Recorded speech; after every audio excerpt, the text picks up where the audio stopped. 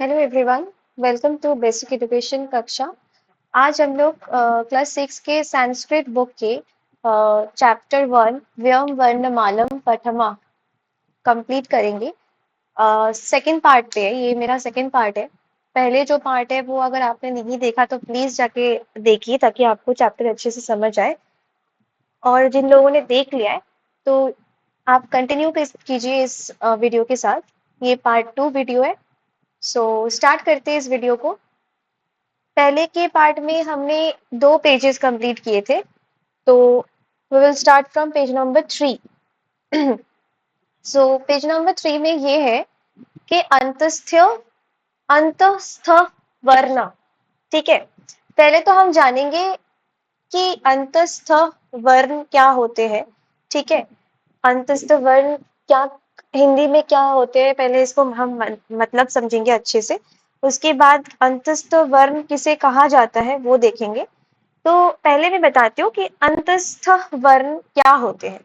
ये संस्कृत भाषा में वर्णमाला के एक विशेष वर्ग को कहते हैं। इन्हें अर्ध स्वर भी कहा जाता है क्योंकि इनका उच्चारण स्वर और व्यंजन के बीच होता है। ठीक है, इनके जो उच्चारण है वो स्वर और व्यंजन के बीच होता है। और कौन से वर्णों को अंतस्थ वर्ण कहा जाता है? य, र, ल और व। इन 4 वर्णों को हम अंतस्थ वर्ण कहते हैं। जब अंतस्थ वर्ण के उच्चारण करते हैं हम लोग, तब उस समय मुख की स्थिति स्वर और व्यंजन के बीच होती है। मतलब इसलिए इन्हें अंतस्थ वर्ण कहते हैं। मतलब हम जब प्रोनाउंस कर रहे हैं, तो उच्चारण कर रहे हैं, तो हमारी मुख की स्थिति कुछ मतलब स्वर है, कुछ व्यंजन के बीच आती है। ठीक है, जो प्रोनाउंसिएशन होती है वो बीच में होती है, इसलिए हम इसे अंतस्थ वर्ण कहते हैं। ठीक है, अब हम लोग देखेंगे डेफिनेशन क्या दिया गया है। अंतस्थ वर्ण बहुत्र स्वर वर्णानं स्थाने जायन्ते, अतः एते अर्थ स्वरा इत्यपि उच्यन्ते। इसका मतलब क्या हुआ? इसका मतलब ये है कि अंतस्थ वर्ण का हिंदी में अर्थ है अंतस्थ वर्ण। ठीक है, ये वर्ण तब उत्पन्न होता है जब स्वर वर्णों के स्थान पर होते हैं। ठीक है, इसलिए इन्हें अर्ध स्वर भी कहा जाता है। यहाँ पे क्या कहा है कि जब स्वर वर्णों के स्थान पर होता है तब हम इसे अंतस्थ वर्ण कहते हैं, इसलिए इसे अर्ध स्वरा भी कहा जाता है। ठीक है, तो ये रही इसकी डेफिनेशन। तो आप इसकी डेफिनेशन को अच्छे से पढ़ लीजिएगा। और उसके बाद इसके आते हैं कि कैसे बन रहे। जैसे कि ई प्लस अ को जोड़कर य। ठीक है, री प्लस अ को जोड़कर फिर आता है र। ड़ी प्लस अ को जोड़कर ल। उ प्लस अ को जोड़कर व। ठीक है, अब क्या है? यदि प्लस अपि, यद्यपि। पितरी प्लस आज्ञा, पित्राज्ञा। लृ प्लस आकृति, लाकृति। सु प्लस आगतम, स्वागतम। यद्यपि मतलब क्या है? यद्यपि मतलब यद्यपि मतलब क्या होता है? यद्यपि मतलब होता है हालांकि या फिर भी। ठीक है, पित्राज्ञा का क्या मतलब है? पित्राज्ञा का मतलब है पिता की आज्ञा। लाकृति का क्या मतलब है? लाकृति का मतलब है आकार, कोई रूप या आकृति या आकार। ठीक है, अच्छा, स्वागतम मतलब स्वागत। ठीक है, ये रही हमारी अंतस्थ वर्ण। अब क्या आती है? ऊष्म वर्ण। पहले हम समझेंगे कि ऊष्म वर्ण क्या होते हैं, उसके बाद हम देखेंगे ऊष्म वर्ण कौन से होते हैं, और फिर उसके संस्कृत में डेफिनेशन देखेंगे। ऊष्म वर्ण वे वर्ण होते हैं जिनके उच्चारण के लिए स्वर के संयोजन की आवश्यकता पहले होती है।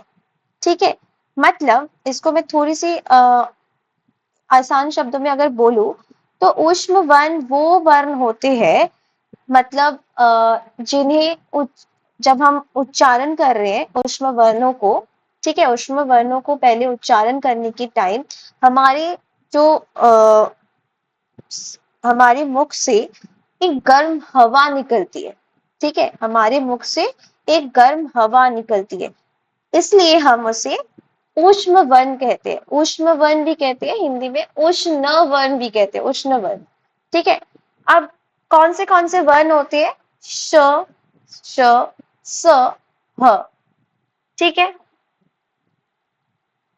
ऊष्म वर्ण के हम डेफिनेशन देखेंगे। ऊष्मांग व्यंजन वर्णानम उच्चारण समय मुखत उष्ण वायु निस्सरति। अच्छा, इसका मतलब है जब ऊष्म वर्ण के उच्चारण करते हैं हम, तब हमारे मुख से एक उष्ण वायु निकलती है, इसे इसलिए हम इसे उष्म वर्ण कहते हैं, ठीक है। कौन से वर्णों को? श, श, स, ह। उसके बाद आती है अयोगवाह वर्ण। अयोगवाह वर्ण क्या होते हैं? अंग और अ को हम अयोगवाह वर्ण कहते हैं। क्यों कहते हैं? अयोगवाह वर्ण स्वतंत्र रूप से उच्चारित नहीं होते, ठीक है। जो अयोगवाह वर्ण होते हैं वो स्वतंत्र रूप से उच्चारित नहीं हो सकते।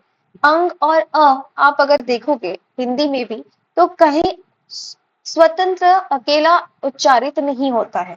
इसको उच्चारण करने के लिए हमेशा स्वर या व्यंजन की जरूरत पड़ती है, ठीक है।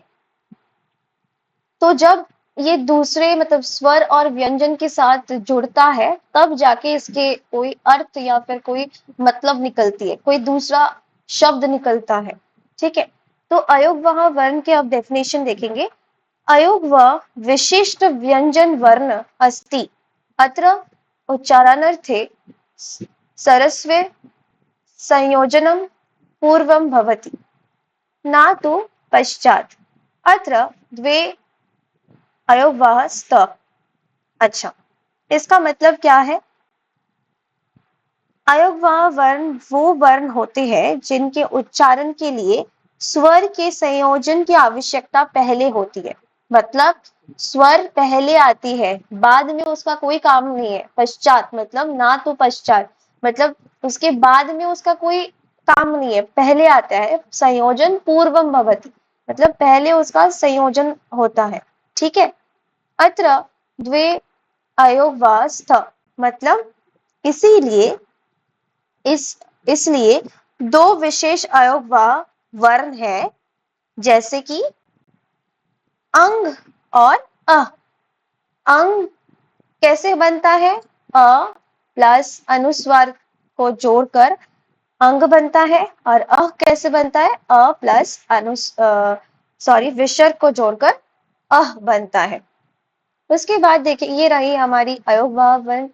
अब हमारे क्या आता है? व्यंजने सह सर्वेषाम् अपि स्वराणां संयोजनम भवति। इसका मतलब क्या है? इसका मतलब है कि स्वर और व्यंजन मिलकर एक साथ उच्चारित होते हैं और दोनों के बीच संयोजन होता है, ठीक है। स्वर और व्यंजन दोनों मिलकर एक साथ उच्चारित होते हैं और दोनों के बीच संयोजन होती है, ठीक है। अब क्या है?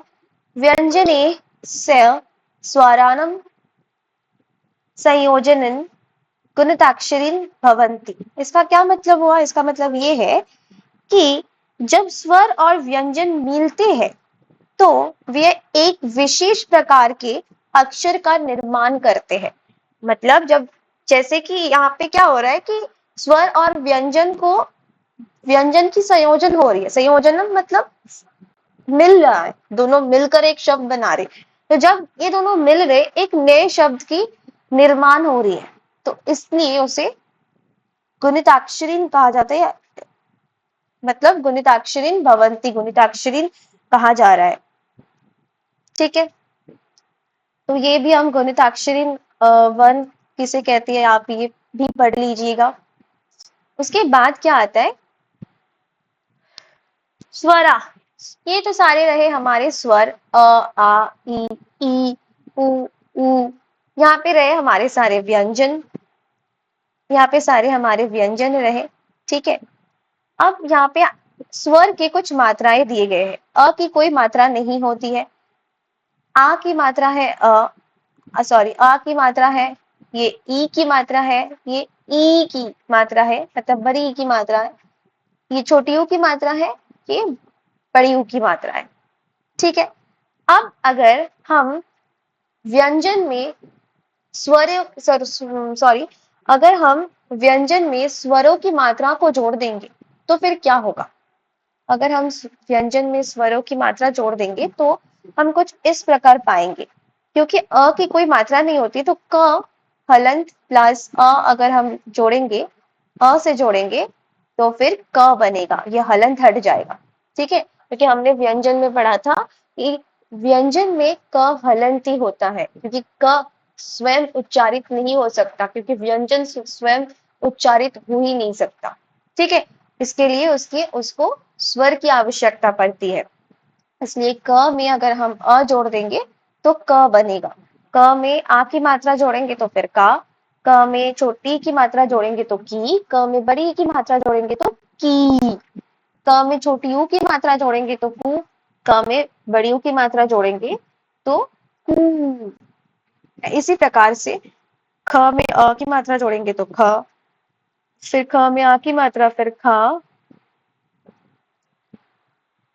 फिर ख में छोटी ई की मात्रा जोड़ेंगे तो खी, ख में बड़ी ई की मात्रा जोड़ेंगे तो खी, ख में छोटी यू की मात्रा जोड़ेंगे तो खू, ख में बड़ी यू की मात्रा जोड़ेंगे तो खू।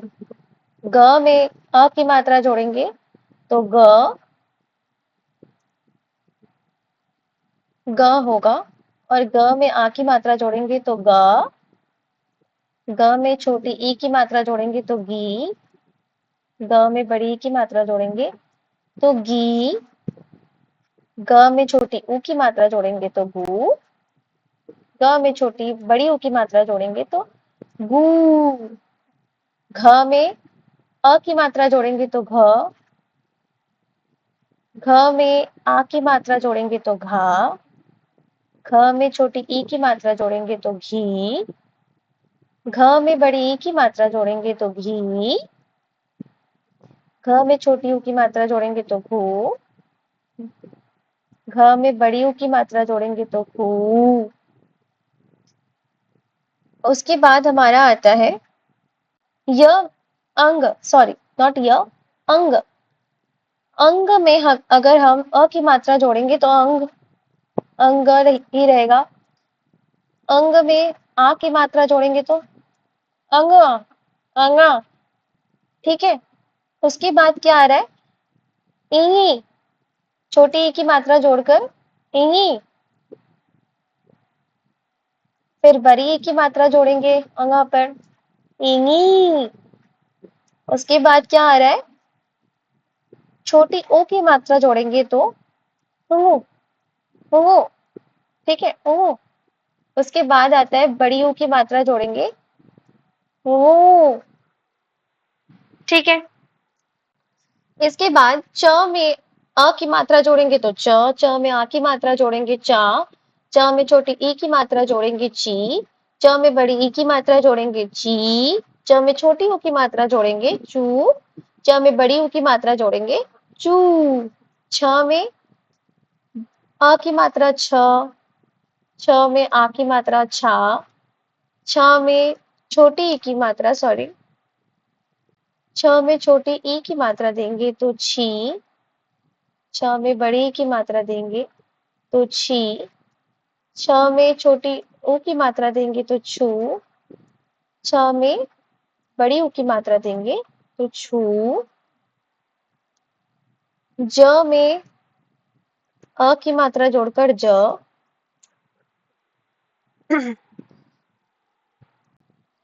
ज में आ की मात्रा देकर आ की मात्रा देंगे तो जा,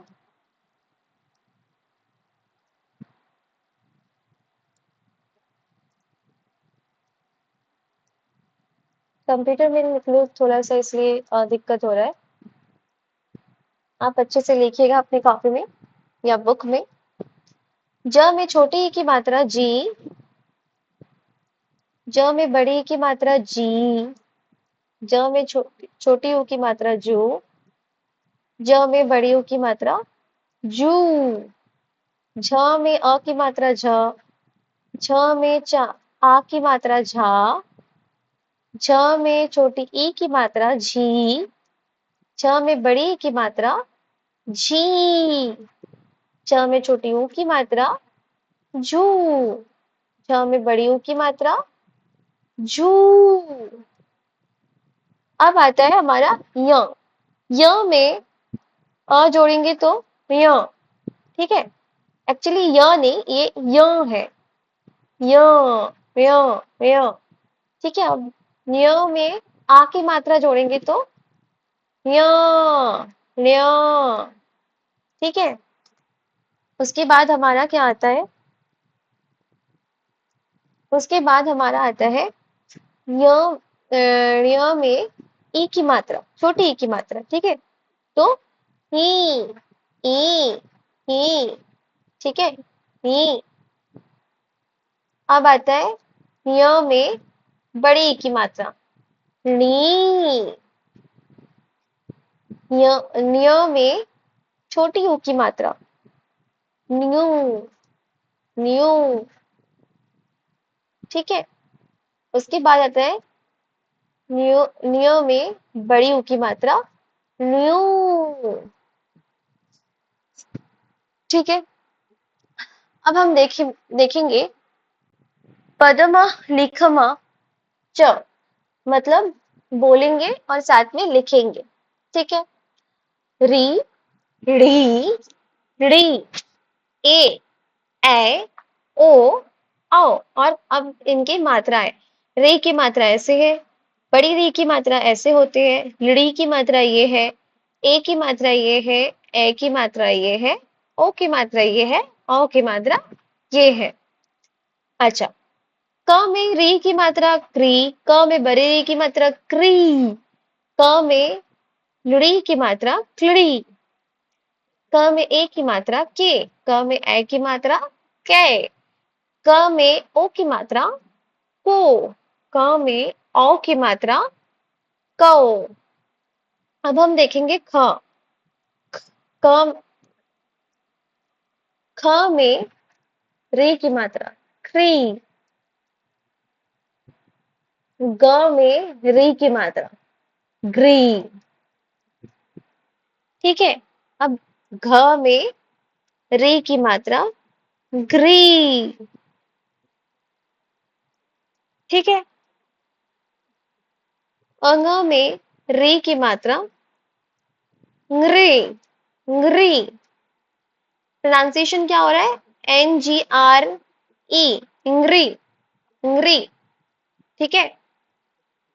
और जब उसके बाद है ख में बड़ी री की मात्रा क्री, ग में बड़ी री की मात्रा ग्री, घ में बड़ी री की मात्रा ग्री, अंग में बड़ी री की मात्रा इंगड़ी, ठीक है, इंगड़ी, मतलब डबल ई, इंगड़ी। क में लड़ी की मात्रा क्ली, ख में लड़ी की मात्रा क्लड़ी, ख में लड़ी की मात्रा अगर देंगे तो क्या बनेगा, क्लड़ी, ठीक है। ग में लड़ी की मात्रा ग्लड़ी, घ में लड़ी की मात्रा ग्लड़ी, अंग में उंगड़ी, उंगड़ी, ठीक है। क में एक ही मात्रा के, ख में एक ही मात्रा खे, ग में एक ही मात्रा गे, घ में एक ही मात्रा घे, अंग में एक ही मात्रा इंगे, इंगे, ठीक है। क में एक ही मात्रा कै, ख में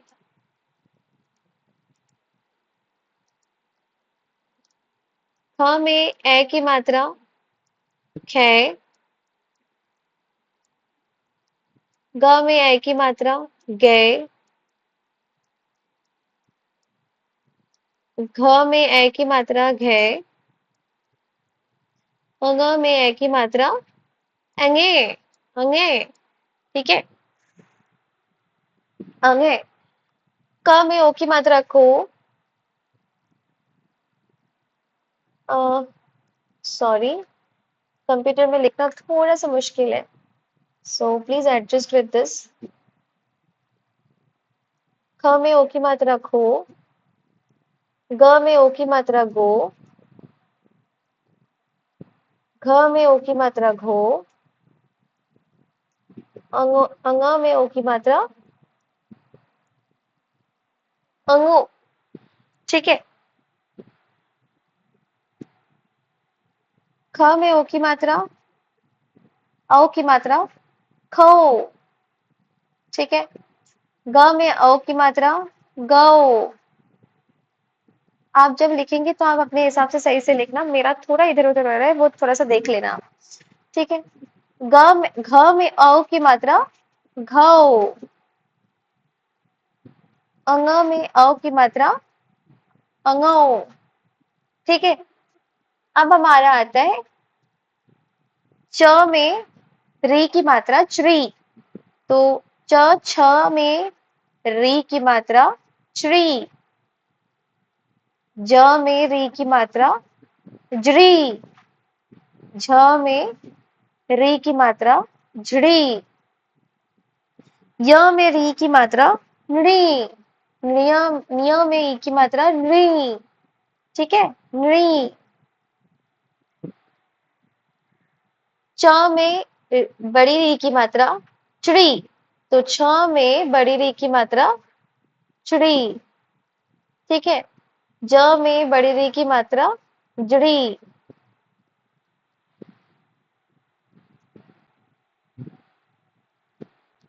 झ में बड़ी री की मात्रा झुड़ी, य में बड़ी री नृ में बड़ी री की मात्रा नृणी, च में लड़ी की मात्रा चुड़ी, तो छ में लड़ी की मात्रा चुड़ी,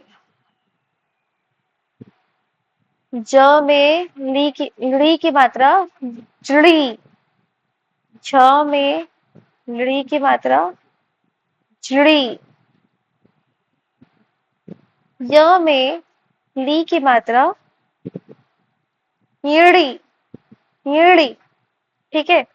च में एक की मात्रा चे, छ में एक की मात्रा छे, ज में एक की मात्रा जे, झ में एक की मात्रा झे, निय में एक की मात्रा रे, ठीक है।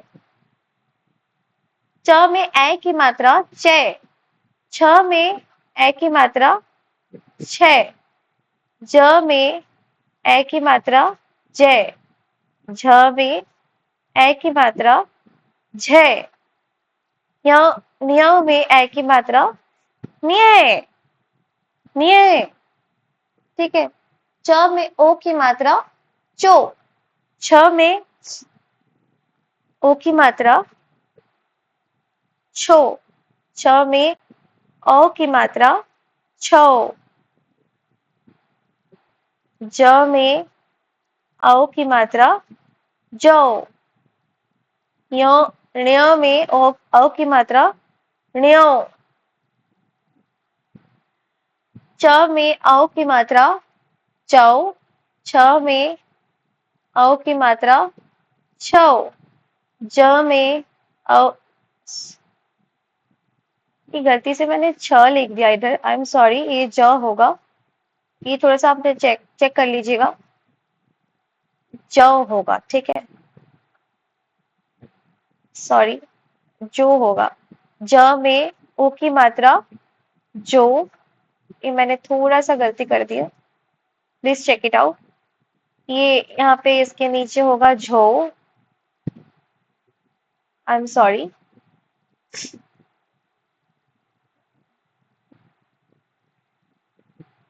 अच्छा, च में औ की मात्रा चौ, छ में औ की मात्रा छौ, ज में औ की मात्रा जौ, ठीक है। झ में औ की मात्रा झौ, और यहाँ पे भी मैंने ण्य में थोड़ा सा गलती कर दिया। ण्य में ओ की मात्रा ण्यो, ओ की मात्रा आएगा, मैंने अ की मात्रा कर दिया था गलती से, ठीक है। अब चेक कर लीजिएगा थोड़ा सा। ण्य में अ की मात्रा ण्यो, थोड़ा सा लास्ट में थोड़ा सा करेक्शन कर लीजिएगा। ई वाला सेक्शन मैंने थोड़ी सी गलती कर दिया था पहले, so please check it out. Actually PC में मतलब कंप्यूटर में लिखना थोड़ा सा मुश्किल होता है। सो आई होप आप लोगों को वीडियो अच्छा लगे। Thank you so much. अगर आपको वीडियो अच्छा लगे तो ज़्यादा से ज़्यादा शेयर कर दीजिए, ताकि आपको और भी ज़्यादा आसानी रहे समझने में। और अगर आपको कोई भी डाउट आ रही है, कुछ भी हो रही है, तो प्लीज़ नीचे कमेंट कीजिए, ताकि मुझे समझ आए कि क्या डाउट हो रही है, और मैं कोशिश करूंगी आपको रिप्लाई करने की। सबको मैं वैसे रिप्लाई करती हूँ। So thank you so much today up to this. इसके बाद हम लोग नए वीडियो वापस अपलोड करेंगे। And thank you so much. बहुत ज्यादा लोग कह रहे हैं कि वीडियो अपलोड करो, वीडियो अपलोड करो। संस्कृत के चैप्टर 1 के सेकंड पार्ट लाओ, सेकंड पार्ट लाओ। बहुत सारे कमेंट्स आए। आई एम सो ग्लैड कि आप लोगों को मेरी वीडियो इतनी अच्छी लग रही है। Thank you so much for your support and love. Thank you.